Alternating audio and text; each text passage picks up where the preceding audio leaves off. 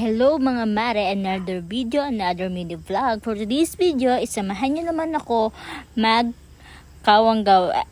maglinis ng room or mag housekeeping. Dahil nga, hindi tayo anak ng contractor. Kailangan natin maghanap buhay, kailangan natin humanap ng diskarte para magkaroon ng panlaman sa tiyan. Oo mga mare, di tayo anak ng contractor at di tayo mayaman. Kailangan natin maghanap buhay. For today's video nga pala yan, it's una, niliwalisan ko muna yung sahig, pinunasan ko. After that, tinuyo ko yung sahig. And then, pagkatapos ng lahat ng yun, it's nagalagay na ako ng cover sa kama and then sa pillow.